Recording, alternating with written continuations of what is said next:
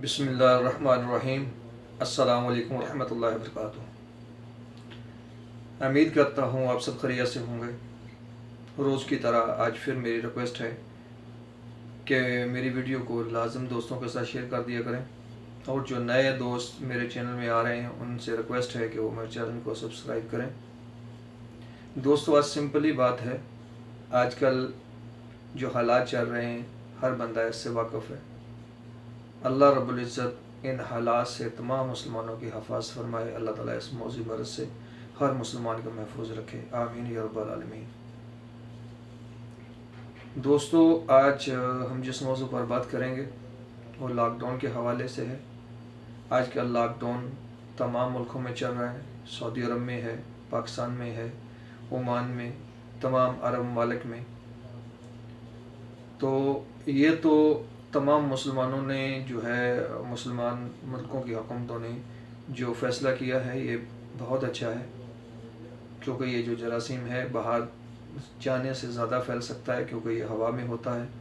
इसको इंसान की ज़रूरत होती है परवान के लिए, क्योंकि अगर इंसान नहीं मिलेगा तो ये ख़ुद ब खुद ख़त्म हो जाता है। तो चलते हैं अपने मौजू की तरफ कि आज मेरा वीडियो बनाने का मकसद क्या है। बिल्कुल छोटी सी वीडियो बनाऊंगा इंशाअल्लाह, और कोशिश करूंगा छोटी सी वीडियो में आपको मुकम्मल समझाने की। तो दोस्तों, लॉकडाउन के दौरान हमें किन किन मसाइल का सामना करना पड़ सकता है, वो मसाइल मैं आपके सामने रखूंगा, और उन मसाइल का हल भी इंशाअल्लाह मैं आपको बताता हूँ। लॉकडाउन के दौरान जो है हमें जिन मसाइल का सामना होता है, ये विटामिन डी की कमी का, क्योंकि हम बाहर नहीं निकलते, इसलिए जो है हमें जो कुदरती तौर पर विटामिन डी मिलती है सूरज की रोशनी से, वो हम नहीं ले पाते। इसलिए विटामिन डी की कोशिश करें। अगर छत में अगर बाहर नहीं जा सकते, ब्रूना मुल्क वाले हर दोस्त जो हैं बाहर नहीं निकल सकते, कोशिश करें रूम की छत पे या बिल्डिंग की छत पे धूप में कुछ वक्त गुजारें, ताकि विटामिन डी की कमी ना हो। विटामिन डी की कमी से क्या होता है कि जोड़ों में दर्द, घुटनों में दर्द या छोटी टांगों में दर्द होना शुरू हो जाता है, सुस्ती पैदा हो जाती है।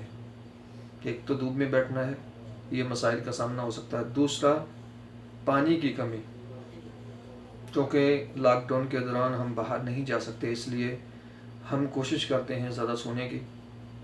तो सोने के दौरान जो है पानी की कमी वाक़ई हो सकती है, इसलिए जब भी आप उठें कोशिश करें हर 20-25 मिनट के बाद नीम गर्म पानी का इस्तेमाल करें 2 से 3 बार। इसके अलावा जो है गले का ख़राब हो जाना, क्योंकि हमारी ख़ुराकें जो हैं, ग़ज़ा जो है ऐसी है जिसकी वजह से कमी पेशी की वजह से क्यों हो सकता है गले में इन्फेक्शन हो सकता है। तो इसके लिए भी नीम गर्म पानी का इस्तेमाल लाजमी है। कोशिश करें कावे में कावा बना के उसमें 1 कप कावे में 1 लीमू डाल के आप इस्तेमाल करें, ताकि आपका गला जो है वो साफ़ रहे।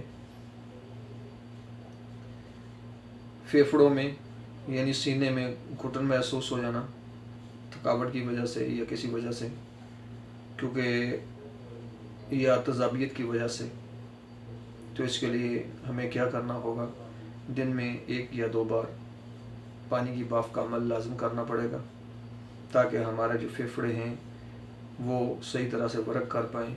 हमारी सांस की नाली में जो है या हवा की नाली में जो है निज़ाम तनफ़ुस में वो तंगी ना आए। इसके अलावा मैदे के अमराज पैदा होते हैं, मैदे में तजाबियत, कब्ज़, क्योंकि हम खुराक खाते हैं उसके बरक्स हम चल नहीं सकते, उसको हज़म नहीं कर पाते, क्योंकि हम बाहर नहीं निकल सकते, इसलिए खाना जो है हज़म नहीं होता। कोशिश करें कम मकदार में खाना खाएं, और घर में ही भले थोड़ा चहलकदमी करें ताकि खाना हज़म हो जाए।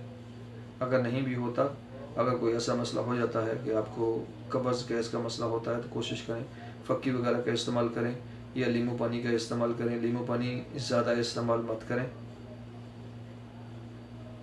और कोशिश करें कि अपने खानों में जो है सालन में नींबू का इस्तेमाल कर लें, वो ज़्यादा बेस्ट है। उससे आपको पुदीना और नींबू का इस्तेमाल खाने में आपको ये फ़ायदा देगा कि आपको कब्ज़ नहीं होने देगा, और आपके جسم میں معدے میں تذابیت پیدا نہیں ہونے دے گا۔